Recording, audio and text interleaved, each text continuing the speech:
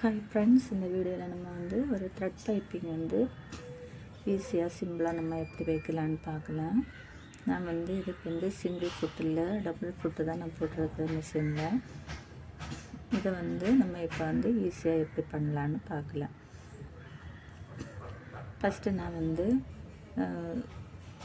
Cross piece cut பண்ணி நான் அதை ஸ்டிச் போட்டு எடுத்து வச்சுருக்கிறேன். இப்போ த்ரெட் எடுத்துக்கலாம். த்ரெட்டை எடுத்து இந்த மாதிரி கிராஸ் பீஸு சென்டரில் வச்சுக்கலாம். வச்சுட்டு இந்த மாதிரி ரெண்டாக ஃபோல்டு பண்ணி எடுக்கலாம். ஃபோல்டு பண்ணிவிட்டு கொஞ்சமாக ஃபஸ்ட்டு த்ரெட்டை வெளியே இழுத்து விட்டுக்கோங்க. விட்டுட்டு இந்த மாதிரி நம்ம பொறுமையாக நம்ம ஸ்டிச் போட்டு எடுக்கலாம். நம்ம நூலை இழுக்கக்கூடாது. நூலை இழுத்தோன்னா வெளியே வந்துடும்.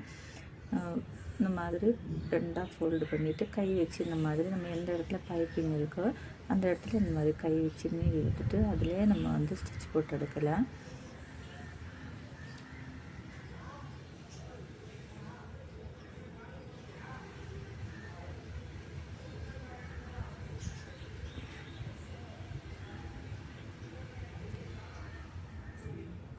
இந்த மாதிரி பொறுமையாக நம்ம தையல் போட்டு எடுக்கலாம்.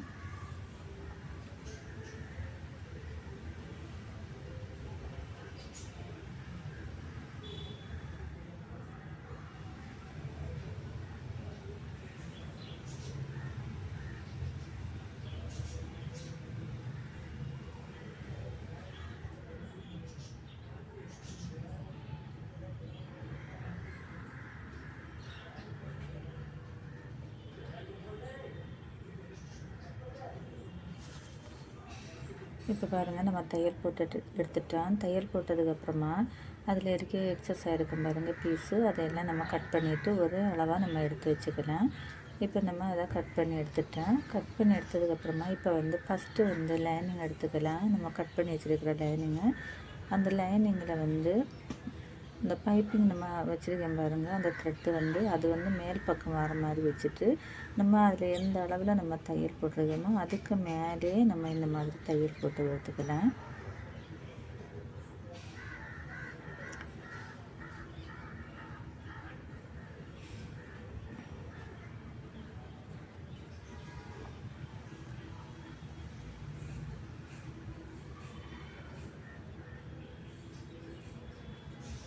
பாருங்க, இப்போ நம்ம தையல் போட்டு எடுத்துட்டோம்.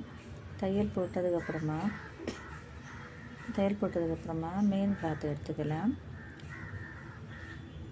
மெயின் கிளாத்தை எடுத்துட்டு நல்ல பக்கம் மேலே வர மாதிரி எடுத்து வச்சுக்கலாம்.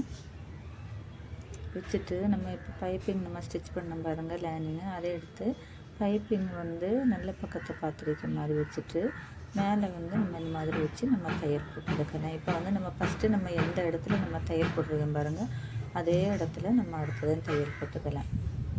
அப்போ தான் அந்த பைப்பிங் நமக்கு நீட்டாக கிடைக்கும். அந்த தையலுக்கு மேலேயே நம்ம தையலை போட்டு எடுக்கலாம்.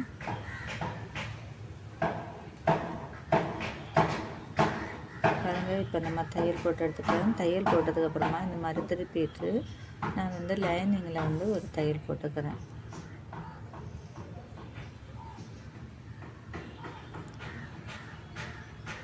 பைப்பிங்கில் ஸ்டிச்சிங் படாத மாதிரி நம்ம லைனிங்கில் தையல் வெளியே மாதிரி நம்ம தையல் போட்டுக்கலாம். தையல் போட்டதுக்கப்புறமா இப்போ நல்ல பக்கமாக திருப்பி நம்ம எப்போவும் தையல் போடும் பாருங்கள், அதே மாதிரி நான் இன்னொரு தையல் போட்டுக்கிறேன்.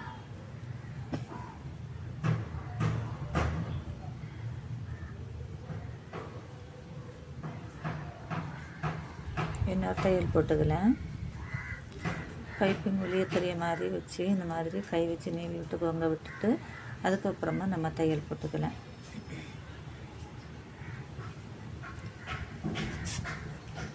எல்லா இடமும் ஒரே மாதிரி வர மாதிரி தையல் போட்டுக்கலாம்.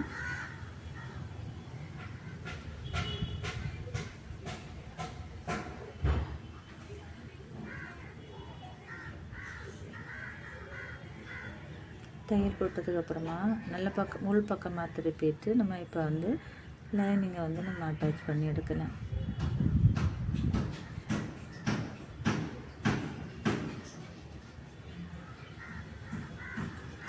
லைனிங் அட்டாச் பண்ணும்போது நம்ம துணியை இழுக்கக்கூடாது. இந்த மாதிரி கையை வச்சு இடுப்பு செட் பண்ணிவிட்டு அதுக்கப்புறமா நம்ம தையல் போட்டுக்கலாம்.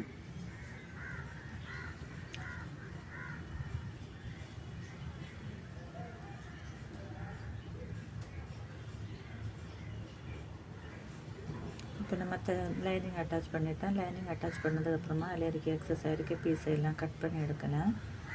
பாருங்கள், கட் பண்ணி எடுத்துகிட்டு பாருங்கள் பைப்பிங் வந்து எவ்வளோ நீட்டாக சூப்பராக நமக்கு வந்துடுதுன்னு. நீங்களும் இதை ட்ரை பண்ணி பாருங்கள். இந்த வீடியோ பிடிச்சா ஒரு லைக் பண்ணுங்கள், ஷேர் பண்ணுங்கள், சப்ஸ்கிரைப் பண்ணுங்கள்.